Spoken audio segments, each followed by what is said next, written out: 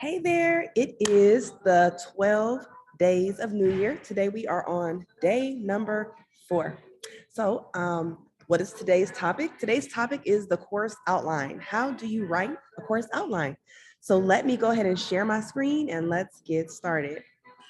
Now, I do want to start by saying if you need to write a course outline for your program, be sure to check with the Department of Higher Education on the format in which they want this course outline.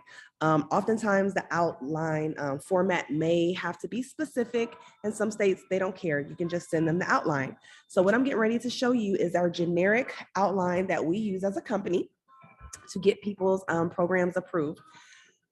As I go through this generic outline, I am going to point out a few things that probably should be different when the Department of Higher Education is involved. So just like yesterday when we were doing our syllabus, today, again, the name of the program and the name of the school should go at the very top. Now, before we had our program hours further down, but we're going to keep them at the top. Remember, the whole point of the course outline is so that the students can have an idea of exactly what to expect in the class. And again, it's another easy reference tool where they can just look at the particular day and see what their assignments are, what they're supposed to be doing, etc. So we do want to have our class for the classroom, lab, and even clinical hours if the clinical hours are different. And often if you have a program that has clinical, the hours are different. Next, again, we want to remind them what book to use and what workbook, if there is a workbook. So that information is here underneath student text. Notice I have the course outline there too. All right, now we go further down and we have week 1, day 1. So you can break this, you need to break this down by day. So on day 1, I told them that they can expect the first hour to be an orientation to the facility. And then the next, after that, we are going to go straight into intro to healthcare settings. And then we're going to do some basic math and et cetera. So you're going to break up your outline based upon how you wrote your curriculum. So yes, you will need to have your curriculum written in order to put this together. And it's going to be outlined. So if you did intro to healthcare settings and then you started teaching infection control, then that, maybe you would want to put that here rather than basic measuring. So don't copy this verbatim. It's whatever you are going to be teaching because every state is different in the order in which they want the information to be taught. All right, next we have Tuesday. Tuesday, again, notice I'm putting day 2, and then I put the hours that they're supposed to be in class. Notice that this hour here is 1 hour earlier than the rest of the days, and that's because orientation for CNA schools does not count towards the hours. Any type of orientation or break cannot count towards hours. You have to always deduct that. So here I'm saying that this is 3 hours of classroom and the students can expect to put 1 hour in lab. And so then I tell them that they're going to do communication, healthcare team, theories of basic learning, and there will be a quiz, and then we'll go in the lab and I'll introduce them into the equipment that you use in the lab. Now, I do want to say here on day 1, if I had homework, I would definitely write there what the homework is going to be. So I would say, hey, you guys are going to have homework, workbook pages 1 through 10, and make sure and read, right? Because they probably need to be reading and read chapter 2, maybe, or maybe whatever the chapter is that you're going to be teaching them the next day. You want them to have a heads up on that information. So let them know that they need to read and do those workbook pages in preparation for the next day. And it simply goes on and on. You hear I have day 3 here. Again, the hours are going to be 9 to 1. 3 is dedicated to classroom. 1 is dedicated to the lab. We're going to do infection control, bloodborne pathogens, and vital signs, and we'll do a little quiz. And then after that, I'm going to take them in to start doing hand washing and PPE. Notice I didn't say vital signs yet. That's not enough time. I only have 1 hour in the lab. So I would want to make sure that on the next day or further down the line, I make sure I have lab hours dedicated to make sure I touch base for the vital signs. Honestly, that's it.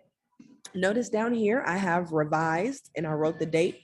You may find that you need to change things on your outline in an effort to keep yourself focused and that you don't get documents mixed up. Always put the revised date. So if I came in 2 days from now and I needed to update this document, I would put that it is revised and I would put the date there, okay? All right, so this is one example of a course outline. I'm going to share screen now and show you one other course outline that would be a little different in the event that Department of Health is involved, okay? Or not Department of Health, but the license for a proprietary school or whoever. So here is another one. This is Virginia.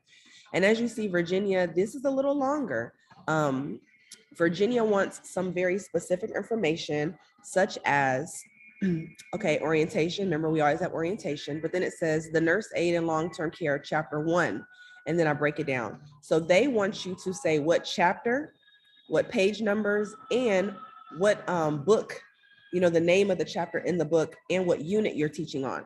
So in many states, they break the curriculum up into units or lessons, and Virginia is one of them. So there's a unit 1 and a unit 2, and the names of the unit are down in here. Also, if you look in the regulations for Virginia, there are regulations that say you have to teach this particular component. So you'll notice here where right here it says delegation and scope of practice, and then it says 18 VAC 90-20-420.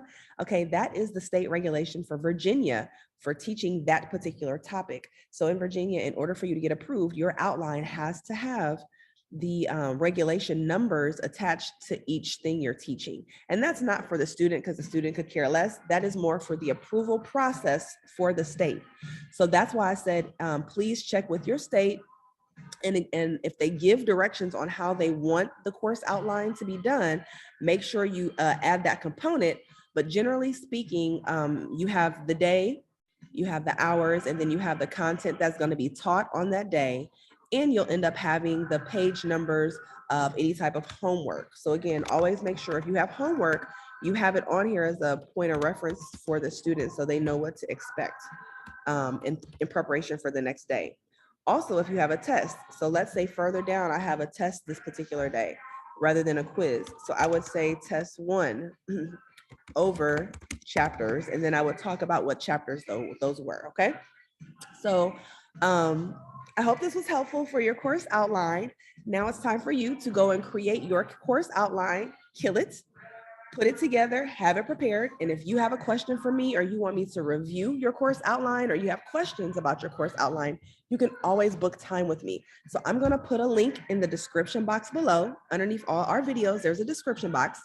And there will be a link there to book a call with me if you have any questions or someone from my team so that we can review the document. I like to meet via Zoom, just like I have kind of like this window up now where I can share screen, see what you're talking about, see what you're doing, and then I can answer any questions that you have also.